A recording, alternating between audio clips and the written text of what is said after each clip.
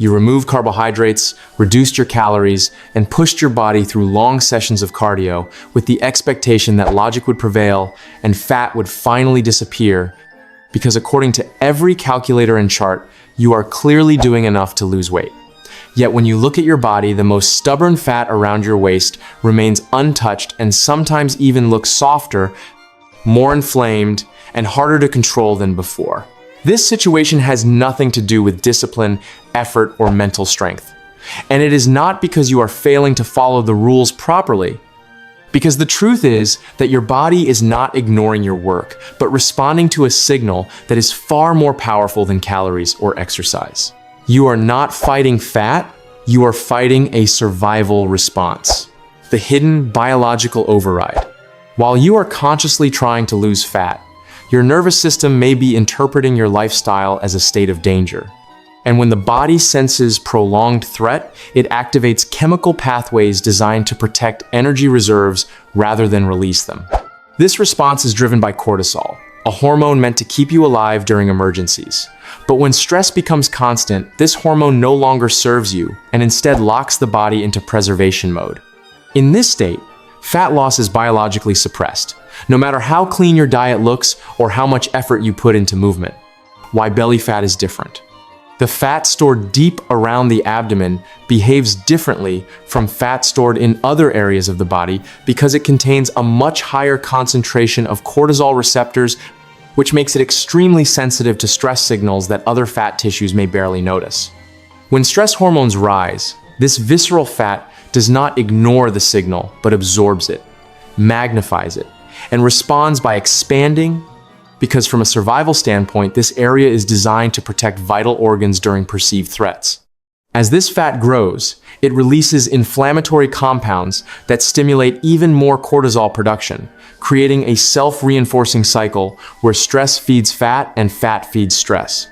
This is why people can appear lean in some areas while still holding stubborn belly fat even when they eat very little. Preservation mode and metabolic lockdown.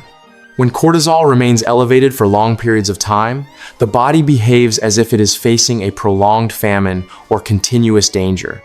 And in this condition, it refuses to burn stored energy because those reserves represent safety. Fat becomes insurance, and insurance is not spent until the environment feels secure. This is also why simply eating clean does not guarantee fat loss, because insulin is not the only hormone controlling metabolism. And under stress, even people eating zero sugar can experience elevated blood glucose levels. How stress creates sugar without food. The liver has the ability to manufacture glucose from amino acids and stored tissues whenever cortisol signals a need for emergency energy, which means that even during fasting or strict low-carbohydrate diets, the body can raise blood sugar internally. When this happens, insulin is released to manage that glucose. And since insulin directly shuts down fat burning, the body becomes metabolically locked despite being in a calorie deficit. You are effectively running on stress-created sugar while your fat stores remain sealed and protected. The endurance cardio trap. One of the most common habits that reinforces this hormonal pattern is excessive steady-state cardio, because long sessions of moderate intensity exercise signal prolonged hardship rather than strength or efficiency. Human physiology evolved for long, calm walking and short bursts of intense effort, not daily grinding at the same exhausting pace. When this type of cardio is performed frequently without sufficient recovery, cortisol remains elevated, muscle tissue is broken down for fuel, metabolic rate slows, and fat is preferentially stored in the abdominal region. The scale may drop, but body composition worsens, leaving the body softer, weaker, and metabolically slower. Fasting without safety signals. Fasting can be an effective tool for metabolic health when the nervous system is calm, but when fasting is combined with poor sleep, psychological stress, and physical exhaustion, it sends a powerful famine signal to the body. Instead of resetting metabolism, the body downregulates thyroid activity, reduces energy output, and clings tightly to visceral fat as its last protective reserve. If the stress of fasting triggers cortisol high enough to raise blood sugar, the very purpose of fasting is defeated.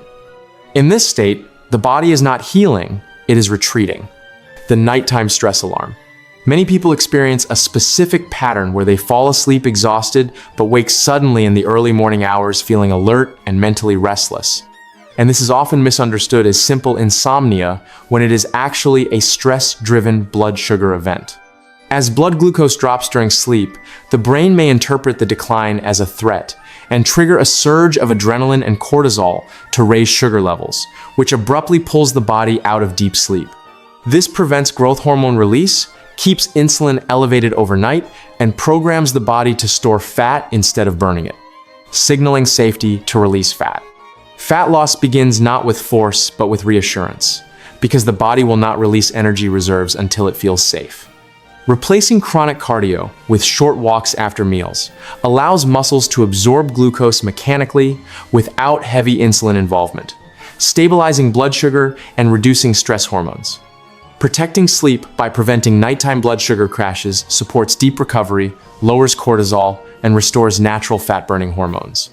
Short, intense bursts of effort performed occasionally send a growth signal without creating chronic stress, preserving muscle and improving hormonal balance. Nutrition and stress chemistry. When fasting is used, eating windows must be nourishing and protein-dense to signal abundance rather than scarcity, because protein communicates safety, supports muscle, and opposes insulin's fat-storing effects. Equally important is addressing stress chemistry directly, because oxytocin, the hormone associated with connection and gratitude, naturally suppresses cortisol. Deliberate moments of genuine appreciation shift nervous system activity, improve digestion, enhance sleep quality, and chemically interrupt the stress-fat feedback loop. You are not solving a calorie problem. You are calming a defensive metabolism that has been protecting you. Belly fat is not the enemy. It is a signal that the body has been on high alert for too long. Lower the alarm, restore safety, and the body will naturally release what it no longer needs. Fat loss does not come from doing more, but from doing what tells the body it can finally relax.